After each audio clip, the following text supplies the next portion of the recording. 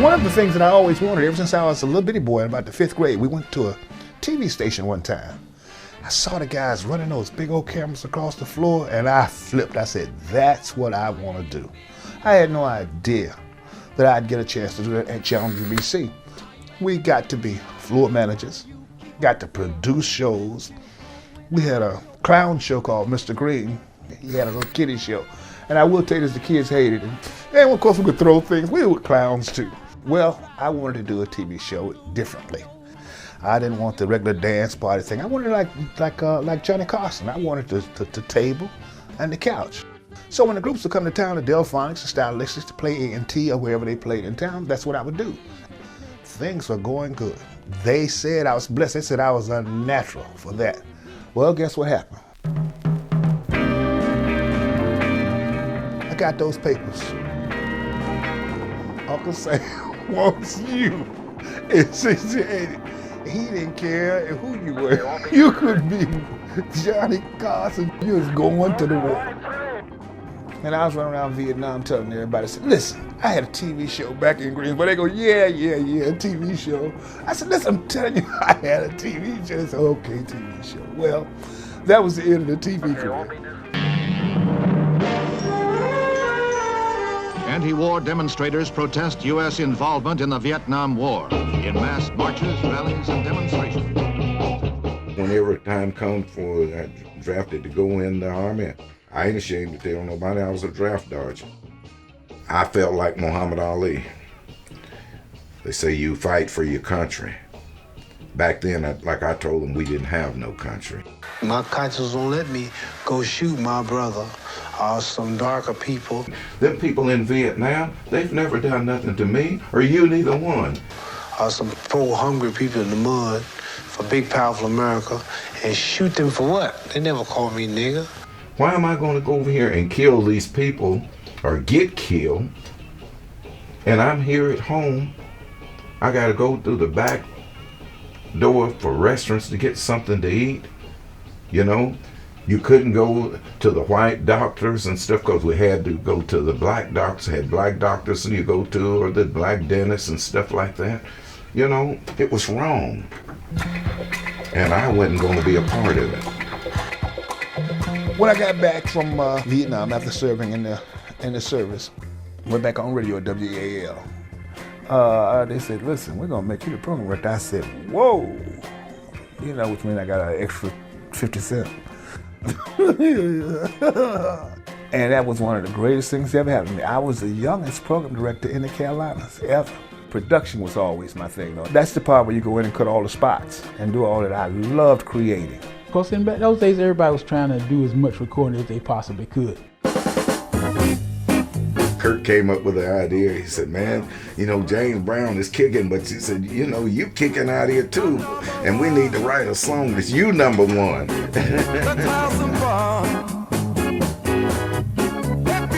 Cut a couple of 45s. And so Kurt, he didn't have the money to really push me and everything. So he said, Roy, I can't, you know, take you any further because I just don't have the money to do it. And if you find somebody else that can, you know, go on with them and see what'll happen. So had another guy here named Jimmy Cheek.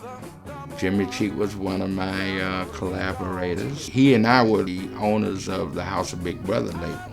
We would rehearse at Jimmy Cheek's house, and then we went to the studio, I think it was Crescent City Studio, where we record the Daydreams.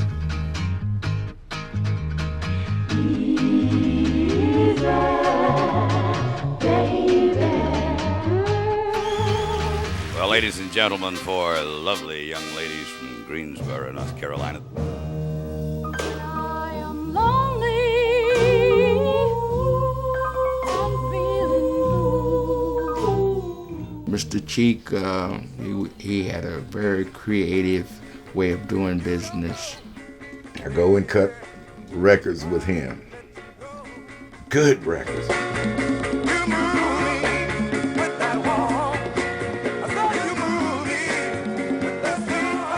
This cat goes to Nashville, sells the masters and all of that, puts it out, puts all the money in his pocket. He goes on about his business.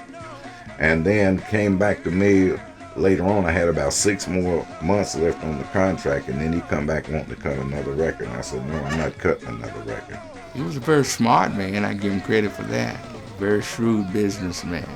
Sometimes too shrewd for his own good. And I said, this will be the last time anybody will ever beat me out of my money on a record. When my contract ran out, then I started my own record company, and I've been doing it ever since. When I started the Majors, I was 19 years old, and I was next to the youngest in the group because they were much older than I was. On the road all the time. When we weren't in class, we were on the road. It was funny because I had one teacher, I said, well, when we had to play tonight, and he thought I was talking about playing on the basketball team, but that wasn't what it was. I said, I got to leave early because we got to go on again.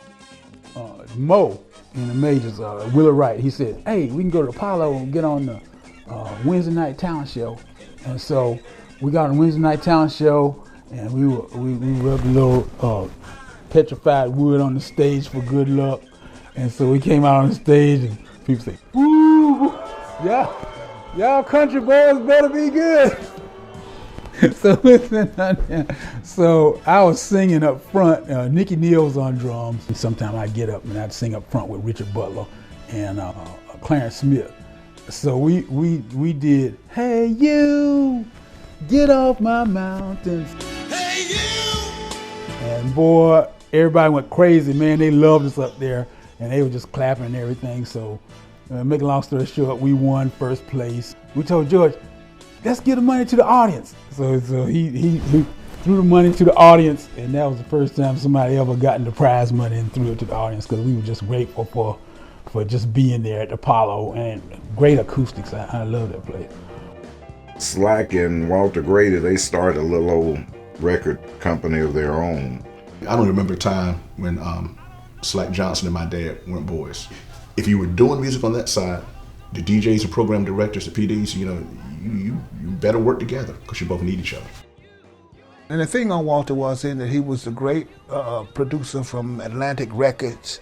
He was driving the long green Eldorado Cadillac and everything, and of course that's what everybody thought. And and he would sign everybody. He would sign everybody from Durham, Burlington, Greensboro, Winston-Salem. Walter would sign them. My dad was the risk taker. He was the one which, in my profession, we call just had ridiculous faith, or either he was just crazy. Maybe it all goes together. I mean, he would just take a chance. Sometimes it would work, sometimes it wasn't. But you're always looking for that one, almost like a gambler, looking for that one big hit. His biggest, most successful record was the one by his flagship group, the Electric Express. We could have been, they used to call us the Black Beatles. Vic and Power, they were the leaders of the group. They wrote, produced, and all that. Every black entertainer, white, that came through the chitlin circuit, we were the backup man from the East Coast down to the Key West. Our first gig was with the Impressions up in Marshville, Virginia. The gig went off for a little while, then it started thundering and lightning. We was on cement ground. I said, Vic, let's pack this back at town. Let's bam! Everybody flew like that. We didn't get paid that night. We used to have what they called the Soul Sunday at the Plantation Supper Club. That was an all-white place. We played out there, and we used to pack it all the time when we was in town. They did a hit record that they cut for Walter Grady. Vic came with the idea of the real thing, which he created, invented, everything. He was great at composing and at arranging. He said, just need someone in the studio, to guide us around that. Yeah, we left to Colorado that night, one take. They played our records on the Soul Train lots of times. Sold almost 1 million copies. Atlantic Records picked it up. When the Electric Express heyday, I was on the road with Black and Blue, so I was hearing it. Electric Express, when they came out with, I remember when we were in New York, At the Apollo, we heard the real thing come on the radio on the way over there in the taxi cab. Downbeat magazine said the drummer for Electric Express, Pappy Morgan, had an unorthodox beat and nobody could play it. Yeah. And they have nobody played it yet. We had it made, and I told my wife, I said, we're going to the top. In the Electric Express, they first class. That was first class. Grady was the happiest man in the world. When the Electric Express hit, and was a hit, my head got big as this room. I said, you know what? I'm the greatest producer ever lived. I walk in the studio, come out of there with a hit. You know, a worldwide hit. Who's greatest? Oh, Jesus. I'm playing the organ on that song. Yeah, he played the organ on it. I didn't get a dime out of it. The company was beating us, was wearing us out. Because at the time back then, they were doing a lot of printing that you wouldn't know about, that would go on the account. Like they would press up 100,000 records and you wouldn't see them on your sheet. And we called the company and said, what's happening with the sale? He said, well, you know what? They started bootlegging it over in Washington, D.C., and I think they bootlegged about 100,000 copies. Now, you could only tell that the two fellas from Greensboro, me and Walter. We had the plantation, and the Coca-Cola representatives came out. Black guy came out, had a big old check, and we all signed our name to it. We weren't, savvy enough to cut the deal. Slick the slacker, Walter Grady said, $1 million ain't enough for 6 people. But they had brand new cars. I'm sitting around there driving a damn cab. Crest and City Studios was right around the corner from WEAL. That's where we did all our recording. And I'd be coming back in town and I'd just hang out with him. Or I ran into him on the road. I played behind some of the greatest stars in them, B.J. Thomas, Little Richard, Roy Hamilton, the Shirelles, the Commodores, David Ruffin, Three Dog Night, Mitch White and Detroit Wheels. That's when we had them tucks on. I pulled that shit off, man. I got wrist and all this out. And I played my ass for 4 hours straight. They would play for the Shriners or somebody's anniversary. All of them wanted to do that. That was the goal, to make a living off of what you love to do, which was the music. But they all had day jobs. I was making more money driving my cab than I was playing music. Victor became a painter. He tried to keep the group together as much as he could. He was really trying to convince the guys that if we could nail this, you could be able to stop that job. We went to New York to do a recording. Charlton, I got to get back to Greensboro Monday morning to make an $80 job. After you bring home, take out taxes, what, about $40? His statement was you'd ruin a $1 million contract for a $5.20 an hour job. $40. And had a chance to just wait another 2 days. Vic said, that became the boiling point, the breakup point. And after that, Vic said, fuck it,